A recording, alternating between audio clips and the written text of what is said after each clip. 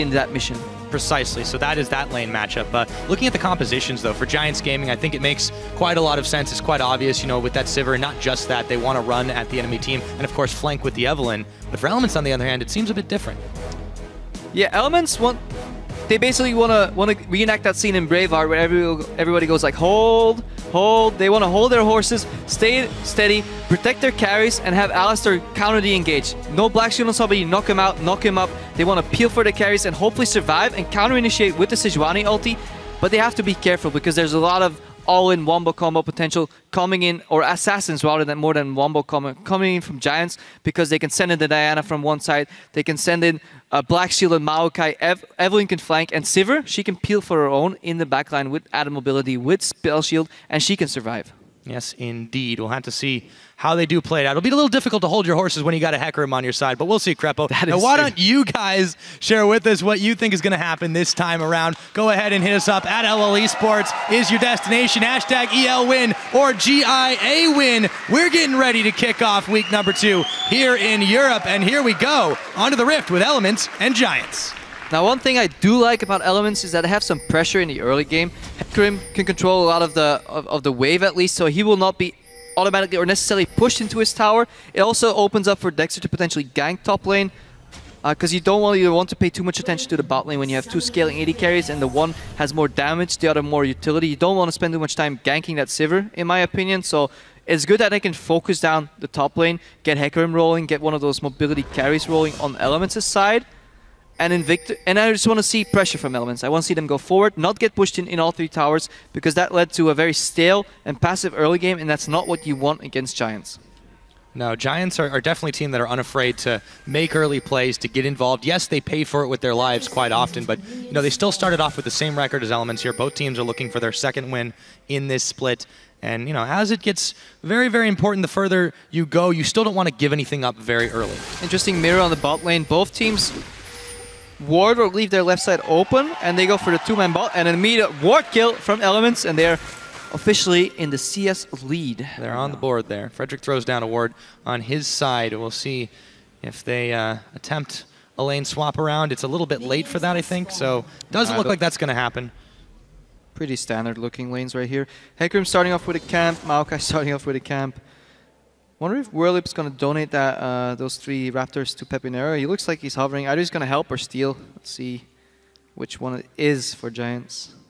All right, so on the other side, on the red side, JWoww hanging out by the Raptor camp of their own. So you know, both the top laners looking to get themselves a little bit of a CS start, get the ball rolling, as it were. Raptors go down thanks to a couple of saplings. Froggen, meanwhile, with Pepinero in this mid lane, definitely want to keep an eye on that matchup as the game goes. And Giants managed to prevent a deep ward from Elements, so Elements now has no idea where Evelynn is started. Add that to her invisibility in her kit, and Dexter might have to be careful in his first clear. Sejuani goes very low, and so does Evelynn. So if Evelynn chooses to skip one camp and suddenly go find Dexter in his jungle, he might be in for a surprise, but doesn't look likely to happen. Yeah, I think they might give each other a decent bit of respect. So far, that seems to be the case. No shenanigans here.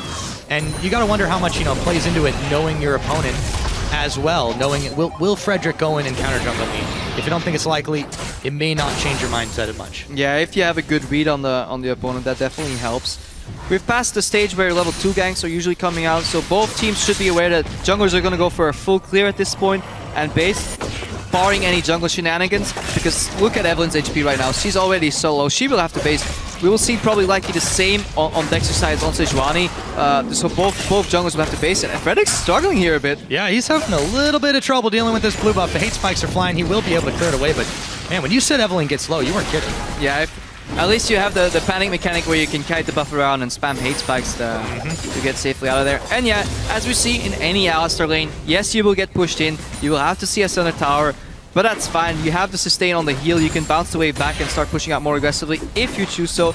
And both of these teams are content with farming just throughout the early to mid game. But we'll see if Audrey, due to pushing in a lot, can get a little bit of a CS advantage. He's 3 CS ahead right now, not too much. As long as that gap doesn't widen to the 10-20 CS mark, I think Tabs will be very happy here. Yeah, you're right, absolutely. Anytime you can go even close to even as a Kog'Maw, you've definitely had a good lane. Let's see what Frederick decides to do. He's actually skipping the Krugs right now. And that means that Ward's not going to check anything on him. Will this be some trouble for JWoww from the top? We'll have to see. Meanwhile, on Godfrey, on Promiscu, the battle of the new supports right here. But Frederick is still hovering in the top lane. Just outside of the vision range. JWoww nearly gets to him.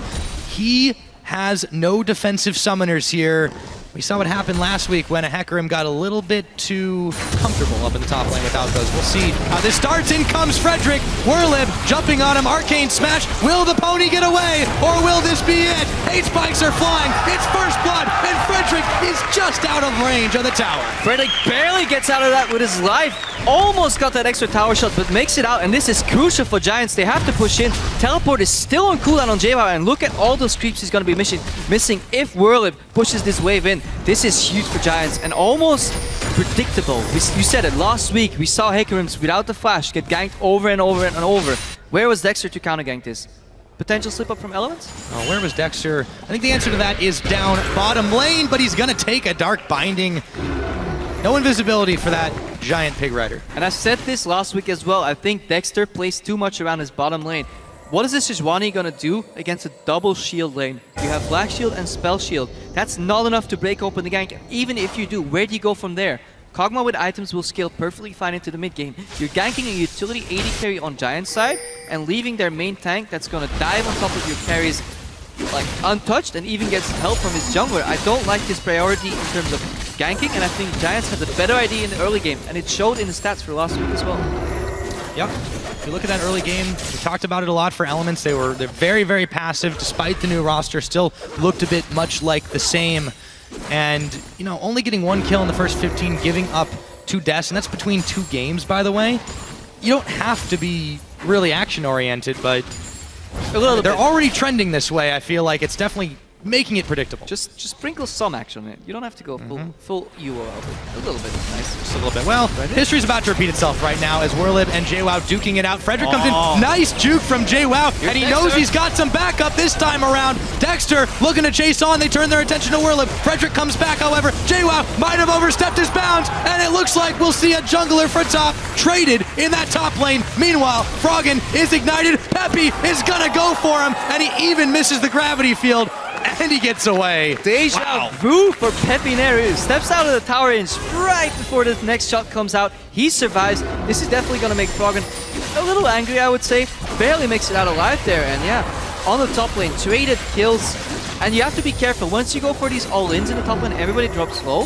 What you have to watch out for is who has minion aggro. Because in a full wave, 6 minions helping the enemy is going to matter a lot, and I think that's what both teams kind of underestimated. And you saw this pause in the middle of the fight where both of them backed out and it's like, okay, who is winning here? Let's find out. They traded kills.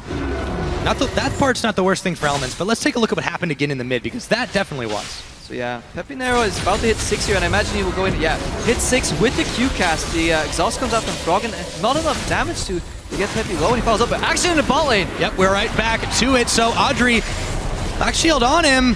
He might just make it out of this one yet. Yes, he does. The Summoner heal was popped as well, and Tabs and Promiscu just didn't have enough damage to chunk him down. And yeah, at the very start of this clip, we saw Promiscu land a knock-up before the spell shields came out, and I think that's a little slip-up from Giants. That should never happen unless Promiscu flashes. But as we see in the left-hand corner, his flash is still up, so he basically walked in, got the opportunity to smash the ground, angry as he was, and it wasn't shielded by Black Shield or Spell Shield. Perhaps a miscommunication. Who goes first? You know, do I use my shield? Do you use your shield? We don't want to stack them. And I think that's what happened on Giant's side.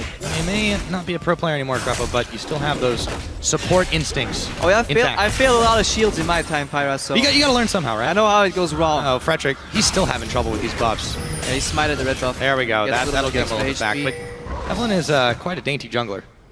Yeah, definitely dancing on a knife's edge here. And Whirlib, 60 CS to 42 in this Hecarim Maokai matchup. Has all the control. Catalyst will snowball that sustain. We know that Whirlib, that a Maokai can sustain a lot on Spellcast a lot, but Promiscu going in again. There we go. Audrey, he's got a flash. Again, misses the Spell Shield. Black Shield's on him, however. Godfred now gonna throw down the Soul Shackles, gets the double stun, and they will walk away, but Giant's bot lane is battered and bruised. Yeah, lurking in the brush, and you have to respect that on Giant side. You have to, if you're going for a ward in that brush or a face check, you have to do a preemptive shield. Or you're forgiven, you know. I think only 1 or 2 players in the league can reactively shield that. And get away with it. I would have just preemptively shielded, got the ward out, and then back off and play around your cooldowns. Giants, though, 1,200, 1,300 gold in the lead, and I don't really expect Pepinero getting engaged on. That might get evened up for just a minute. They're going to throw everything on him, the Chaos Storm. But Dexter will end up picking up that kill, and while Frederick was there, there really was nothing he could do. Yeah, good kill by Elements, and I like this. Play around your solo lanes, Dexter, not your bottom lane. This game, you're allowed to play around your bottom lane, but I don't think in this composition, because you have these immobile carries, and they work so well because generally what carries lack in mobility, they add in damage or crowd control, and that works really well with your jungler. Exactly, and Element's bot lane isn't the one that's really having any trouble. It really was the two solo lanes to start things off. And speaking of trouble, now Whirlip has found JWoww. Can he get out of there? Yes, he can. But he's going to think twice about running straight into the tree again. Yeah, chunking out the Maokai, or chunking out the Hecarim rather, as Maokai in the top lane. Still throwing out. JWoww forced to build defensive already with the Balmy Cinder as well. Dexter now is showing up, but I think he's a little late to the party. Should have done it earlier. Yeah, and this came up for a roam too, and that really. Oh, actually, he helped out with the. He's helping out with the Gromp, but I think that's just buying a little time here. And this is only going to get worse. And I think Elements back at the start of the game, they need to identify who they need to snowball and play around that and adjust the jungle paths. And you have an active side of the map and a passive side of the map. And Alistar, Kog'Maw are fine playing passive, but JWoww, he can't play passive because he's a melee ranged horse. You know, he will lead farm, and if he doesn't get fed, then he can't start diving those backlines later in the fights. So I think this will manifest a little bit in the late game, preventing JWoww from assassinating the backline later. Yeah, they're hoping for that to play out that particular way. But on the side of Elements, though, you take a look at what they were able to do last week, and in their win versus Gambit, it really wasn't until about 20, 22, 23 minutes that the game started turning in their favor, and they were able to snowball it after that. Versus Unicorns, they actually gave up their advantage around the same time. So I'm curious to see when we hit that time in this game, what it looks like at this point. Because right now, Giants, they're holding a lead. It's not huge. There's no dragons in play just yet. It's really been all about the lanes. But Elements still seem content to drag this one out. Let's see what Dexter does down bottom, though. It's a waiting game. Yeah, On the Hunt is live, Black Shield is live, Spell Shield is no longer live because it just got caught by the poke. Provided Godfrey doesn't flash in for an ulti. Right now, Dexter is what they call in counter gank position. If the enemy aggresses on you, yes, you can act, but you can't act first. So that's a bit of a problem if you're lurking here. And Giants bot lane respects that. They don't want to make an aggressive move and get punished for it, so they're fine playing passive. Really using the opportunity to roam a little bit since he pushed in his lane first. Yep. It's not too bad to face check on a big tank like Maokai. Also not bad when you have saplings available to you. He's going to throw down a ward just to make sure that Giants have the vision in their favor. This does allow a little bit of time for JWoww to get some free farm, but he's still down 16 to Whirlip, and that's about to widen a little bit more. So JWoww is definitely a bit behind on the horse. Yeah, catching up slowly though. The gold gap, 700 gold roughly right now. And let's take a look at these compositions again. What we do know for Giants is that they're all very short range, so sieging later for them will become a problem. Usually Giants take a lot of towers early, but we don't see that this game. Dexter showing up mid again. Yep, doesn't have enough gap close to get within range of Pepinero, just narrowly avoiding the Northern Flare, the flail there. But you take a look at the way the fans think at least this game's going to go. That's a big favor for Giants. And speaking of, Peppy's gone in, but he's going to eat the Glacial Prison, and he might be regretting that decision as the Death Laser comes out. Teleport now. Froggen and Dexter on retreat as Frederick is running down the line. Whirlip follows him all the way to tower range, and Froggen is slain. Peppy picks him up. Dexter burning away. Will he fall afterwards? Frederick helps it out, and it ends up being a double for Peppy. Meanwhile, though, down goes Whirlip. The fight is going all sorts of crazy as Peppy is able to make his escape, but Godfrey and Frederick might need a bit more backup here. And down goes Promiscue. Pepinero's back in the picture. JWoww isolated as there's no one left alive. This fight is going 100% Giants. Goodbye, and Frederick gets a kill. Elements get baited left, right, and center by the Giants. A little greedy on Promiscue's ulti. Unbreakable Will as well drops within the duration, and that should never happen to an Alistar. Beautiful execution here. And that flash, I can't stress that enough. That flash from Whirlby, he faked out as if he was going for Dexter, but then closed the flash on Froggen. Both champions used their flash defensively and enough follow-up damage. Because Whirlby was ahead, he could tank that tower for so long. And Giants playing beautifully on the back of that one. And the defense coming in, helping their members. We saw Godfrey flash bind to keep the horse off Evelyn. Evelyn turning around later with the haste spike. Giants was not afraid to leave that fight. Let's watch that again. Pepinero going a little bit aggressive. Ulti from Dexter comes in. He has to flash out. I feel teleports are a little late. So we see that these are like middle of the pack tier teams. Teleport does come in first for Whirlup, and this is what I mean. Those double flashes, he was going for Dexter, then flashes on Froggen. Both of them aren't sure who they're going on, so they both flash defensively. Dexter gets hunted down. Yes, Whirlup drops, but watch Promiscuous HP right now, later in the fight, because he gets taken out by Godfrey. This is the flash bind that I was talking about. Saves Pepinero, double ulti from Godfred, he walks over, and Promiscu drops while he's still in Unbreakable Will, and that should never happen. JWoww by now, he's out of mana. Not much is going to happen here. Cool cheeky bind, and Pepinero cleans up. Yeah, no, Frederick steals the kill, but solid action from Giants, and they're 7-3 ahead right now. Yeah, and speaking of Pepinero, though, he did pick up a couple in that fight. Looks like he might do it again as Froggen gets jumped on. Frederick's the one who comes up with it, but meanwhile, a teleport from JWoww means Pepinero's going down. It's a 1-for-1 mid laner from mid, but Frederick is on the retreat, smited down by the Hecarim. In comes the Onslaught of Shadows, and he's feared right back into Dexter, but he flashes into the red pit, and he'll make his great escape. Giants, Giants, Giants. If you just win a fight with teleport advantage, you have to know that eventually the opposing team will have their teleport up. Yes, aggression is fine. Yes, killing Froggen is fine. But be careful. You don't want to give JWoww a free pass back into this game by allowing him to capitalize on a kill with a teleport. Dangerous, maybe overzealous from Giants, but gold lead. 3,000 gold ahead, and that's becoming quite big, Pyra. Yeah, and by the way, that's with one tower taken. That's by Giants. Obviously, the Dragon hasn't really been a factor in this game. They're not playing League of Legends anymore. They're playing Team Deathmatch. Team Deathmatch, but you said it, only one tower, and I've stressed this before. Giants, their lineup is very short range. If Sivir is your main sieging potential, you will have a problem closing in the Victor wave clear. Combine that with Kog'Maw, they only need to cast one spell each, and the wave simply vanishes and disappears. So the reaction to that is usually split pushing. If you're facing an insurmountable amount of wave clear, you want to split push. You don't want to split push with a Sivir comp now, do you? Unless you want to push in the lane somewhere collapse. So there's a bit of a mismatch later in the game. So Giants will need a significant gold lead so they can actually dive or maybe outmaneuver elements on the map. But straight up sieging 5v5, they will still have issues regardless of how big the gold lead is. So Elements, they're able to secure a tower on their own, and a little bit of help from the minions there, but now Giants, they're in position to look at this Dragon. So is Elements, though. This could be our first real full-featured fight. It's just been a series of catches so far. Audrey getting dangerously close, but Dexter and Froggen lying in wait. Yeah, no dragons have gone down yet in this game. 0 objectives. I think 1 tower on each side and just a bloodbath, as you said. And it's kind of what we expected from Giants coming out of the door. But now they're 4-8. Oh, Froggen is stunned for a second. Do they want to jump on him? On the Hunt was popped. They proc the Dragon here, though, Crepo.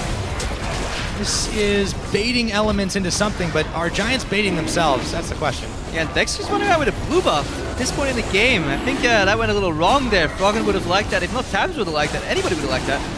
Not the best on Sejuani, because he's going to go in, cast a spell once, and just tank it up.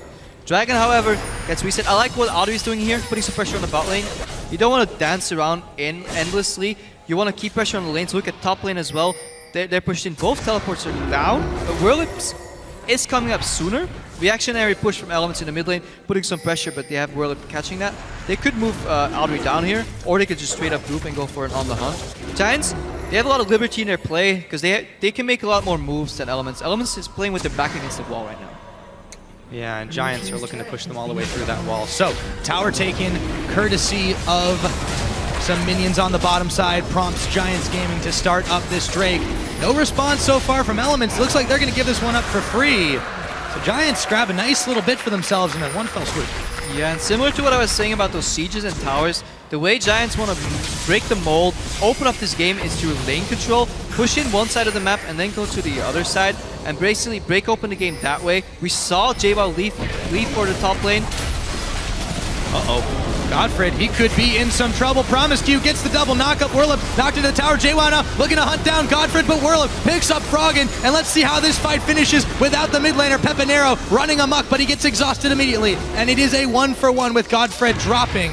Giants Gaming still come out ahead, I would say, in that one. They keep on sieging. As a support player, you gladly sacrifice your life if that means taking out the enemy mid lane, and more essentially part of the wave clear. Kog'Maw doesn't have enough wave clear here, and Whirlup's going in. Whirlup is going in. JWoww is going to get dropped in. Whirlup flashing at the last minute to avoid the living artillery. Promiscu goes down. Double kill over to Pepinero. Dexter flashing away, hopefully to safety, but no, he goes down after the turret. They get a few more kills. That's a triple. Pepinero. Ole! And they get Tabs' flash. In addition to that, Giants again escaping death very narrowly. And this is the so many times this game where Giants almost, they're taunting Elements. They're saying, you want me? You get me? Nope, you don't get me, barely.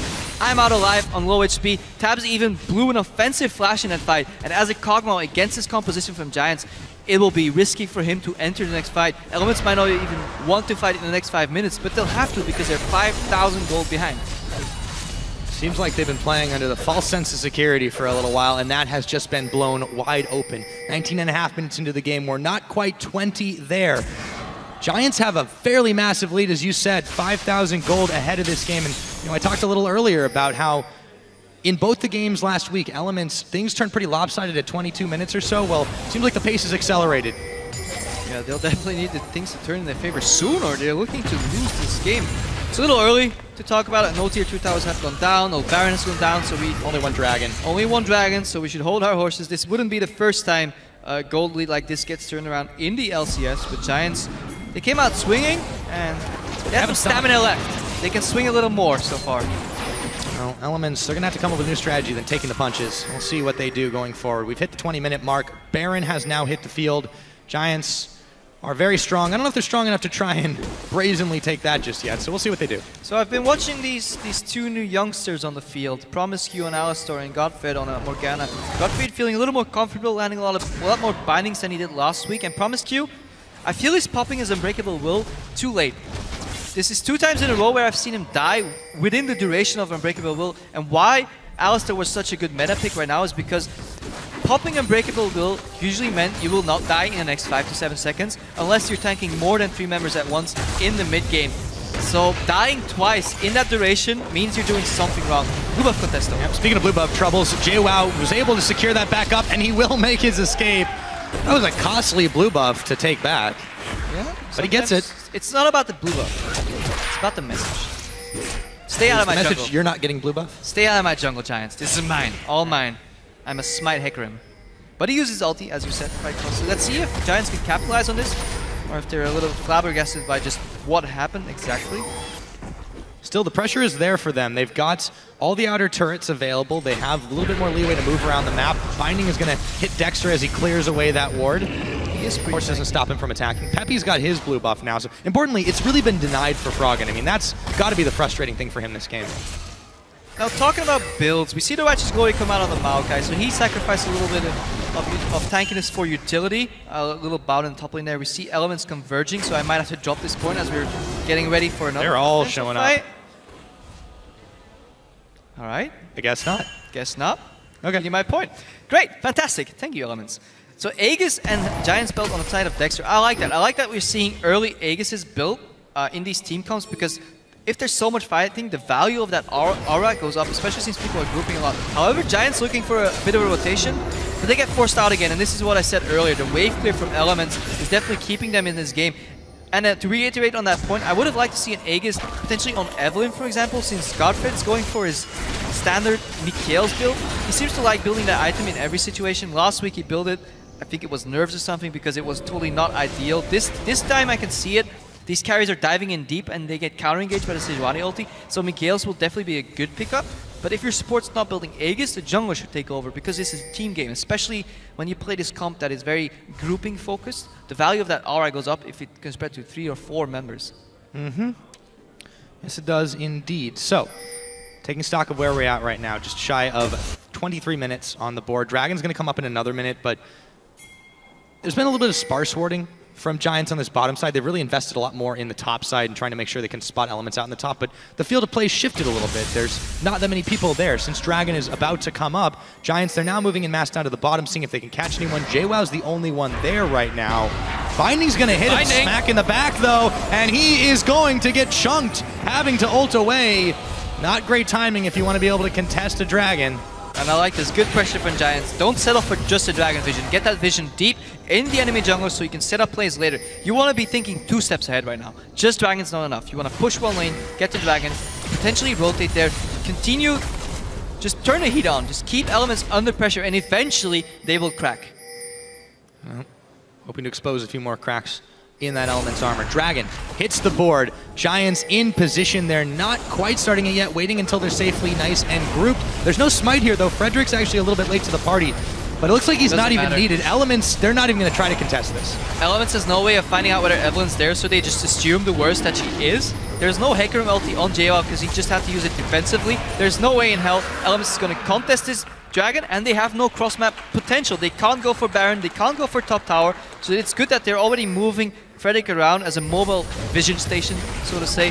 Get an idea of where Elements is, because if you know where they are, you know where they are not, and then you can move into that area. Keep the map open, Giants. Yeah, just like that. He's like an old pink ward. He can't be seen. Can't be seen. But he gives you vision. Eventually they'll find him though, and then they'll kill him for the juicy gold.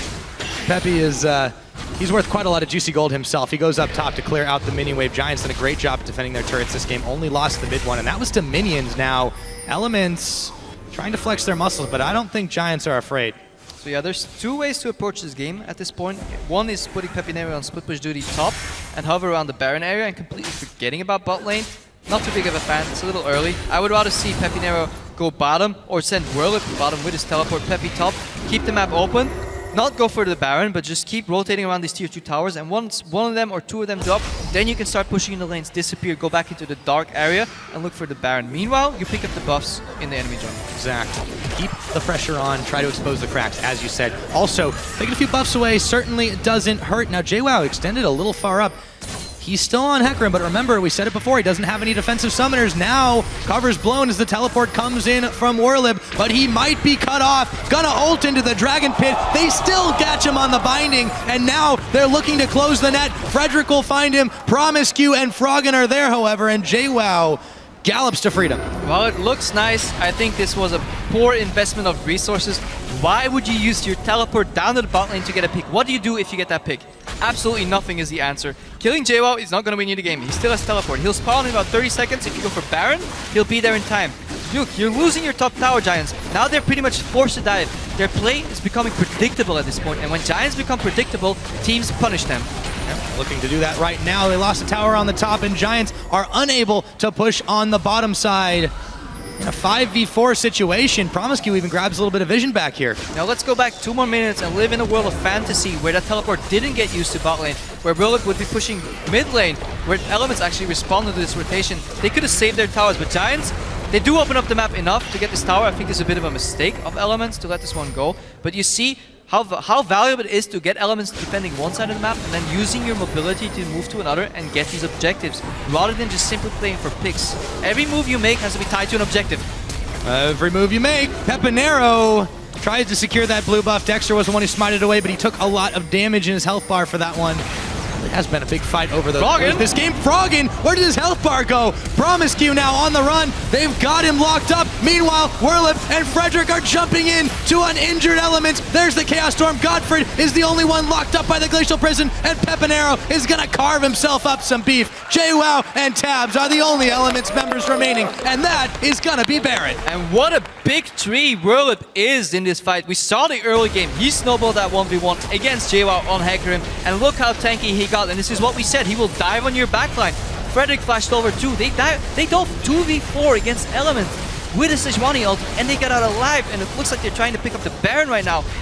Barring him miraculously. 360 no-scope from Tabs, this one's going down. Yep. I don't think he's even going to try to take the shot. Down it goes, secured by Audrey. Giants gaming now. We'll talk about them in a minute. Let's see this fight. So you asked me, where did Froggen's health bar go? That's where it went. He has to flash out. Promised you good unbreakable will right here. The bottom of your screen, they're diving 2v4, and watch how their health bars dissipate. Frederick flashes out defensively, actually did not go in like I said earlier, but watch Whirlby tank this. It's incredible. Like, you should never... Big tree. Don't let that happen, Elements. Next game you do this, please gank your top lane. It's not the only time when his bark's worse than his bite, but they both sting. They both sting indeed, and he's tanky, does a lot of damage, and this is why Maokai was in that list of champions that was picked so often, because you can pick him early, not give away much information, and he will fit in pretty much any composition, and Worst case, you have an extra tank. I like well, you know, tanks. and it's nice to see the evolution a little bit, in comfort at least, from Warlib, because last split, it was pretty much Jax or go home, and he tried a number of different things. They didn't quite work out for him. He just wasn't comfortable. People took really heavy advantage of just trying to camp him and deal with him, and Giants didn't really know how to respond. Now he's 3-1-9 on this Maokai. He's becoming a top carry.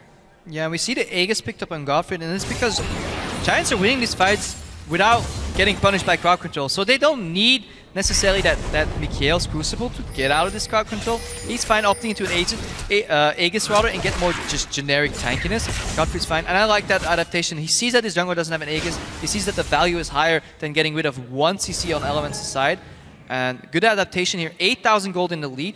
And to reiterate on your point, Warlib's doing well.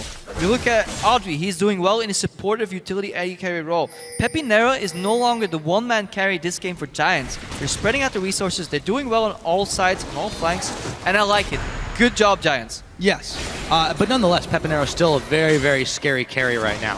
30 seconds till the next dragon, but Giants have some other things on their mind. With the Baron buff, they're pushing 4 members deep on the bottom. It's defended by Elements, however, they don't feel like they can dive down here. But they've still got most of the map in their control. While I said good job, Giants, why is there nobody top lane? If you have the Baron buff and you can 1-3-1, these towers will crumble, they will fall. You don't have to fight for these towers. Just rotate the map. Use your advantage that you can buff all 3 lanes at once, and eventually Elements will back out. They have double wave clear, but they need to use it on the same lane to get rid of these Baron buff minions. Yes, you can force your way in, but I think it's highly inefficient.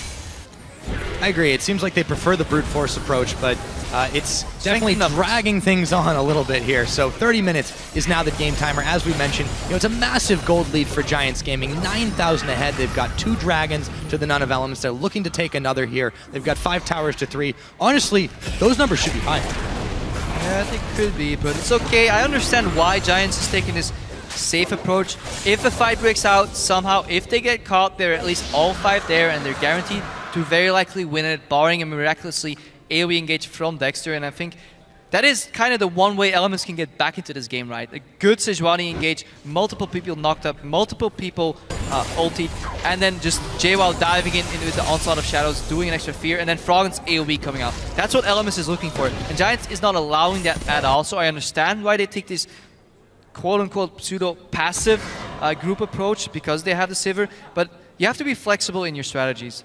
But so far, it's working. And if it ain't broke, don't fix it.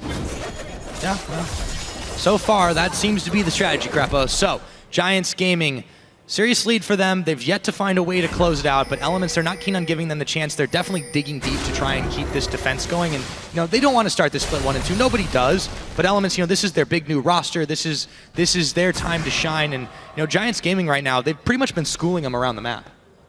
Yeah, definitely schooling them slowly. Mistakes on both sides, but Giants, good improvement, honestly, playing well. And I think we won't see much happening here. A couple tower pushes, but I don't think the base will be broken up until next Baron, or potentially Giants saying, hey, Elements, we're about to take our 4th dragon. Do you really want that to happen? Come and fight us. I think that's likely to go. Might see a panic engage earlier from the Elements side, but I doubt it.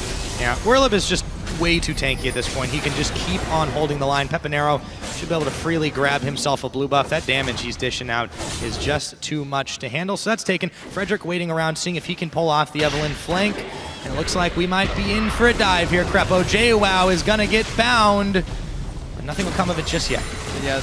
Look at Frederick's position, and I like it. He's flanking, and he has to. He has to surprise the backline of Elements and get a Wamukama going. They're going in! There we go! Warlib is targeting out Froggen, but the rest of Giants are on to Dexter, and the rest of Elements tabs. Chunk down, Pepinero going nuts on everybody. Frederick getting some kills for himself. Peppy staying alive. That's a double for Pepinero. Dexter is the last man standing as Peppy finally gets shut down. Ace for Giants, and how does Pepinero manage to survive so long? He's the only Giant to go down in his team, and 5-for-1 trade, and Giants putting on the flame again, and they're going deep, and they're finally gonna break open this base, and that's what they need. Get rid of one of those base towers, then they get another Baron. They can close out this game, and Elements, strength in numbers wasn't enough. beautiful re-engagement by Pepinero. He gets the 2 carries in his E ability, and it was fantastic. Yeah, and let's not forget Frederick either. Magnificent on the flank. He secured a few kills for himself. Greedy approach here from Giants, but it doesn't even matter because there's really nothing Elements has been able to do against them here. Inhib goes down in the middle. They've already grabbed one. There's a teleport, though. This might be the moment that Elements can strike back. Will it be the case? Do they still have a hope? JWoww going low, and I don't think Elements have enough left in the tank here. Yeah, they're chasing, they want to kill, but even if they get it, it will be hard to translate this into an objective, and that's what League of Legends is all about. And Godfried on Morgana, showing why this pick is 4-0 so far in the European LCS. That Black Shield doesn't get knocked, doesn't get chain CC'd, he can walk out, gets the heal from his AD carry. We're all buddies over here, helping each other, and Giants get away. Trade a teleport for nothing, and that's fantastic. Yeah, no worries at all. Baron's coming up in another 30 seconds. Elements knows this, however. They are grouping up around that side, see if they can take away the red buff, but it's going to be just so damn hard to fight this Giant squad, as big as they are right now. And they wait in the brush, but they're spotted.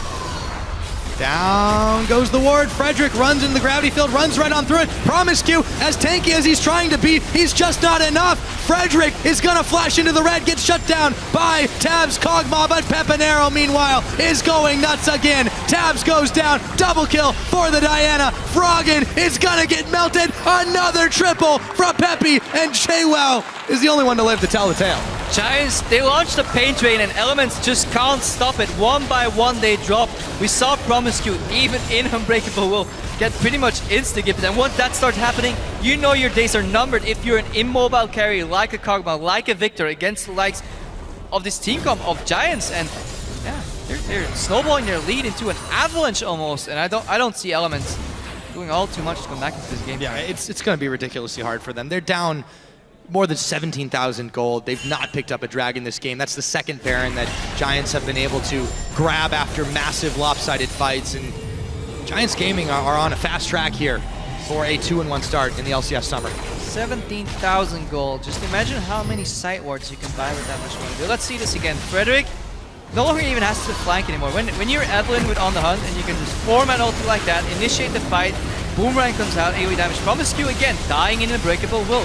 Dexter is the main tank, but he can't survive this. Pepinero just takes one down, gets the reset, and look at Tabs. He's immobile, so he's gone. He used his flash in the last fight. Froggen, what are you gonna do? Yep. What are you gonna do? Absolutely nothing. Yeah, JWoww, I mean, the only reason he got away from that is because he's Hecarim and he was on the back line. Yeah, but when Hecarim's running away from the fight, they're usually that.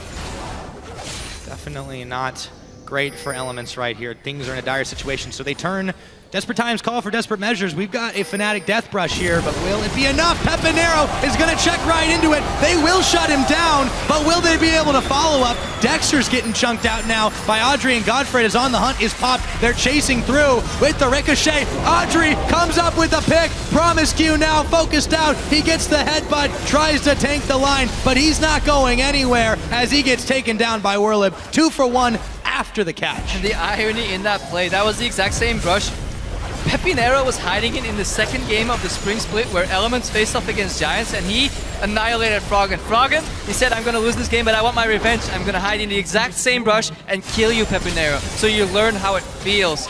Sadly enough, wasn't enough. Giants pop on the hunt, chase them down, and they're looking to close out this game, Pyra.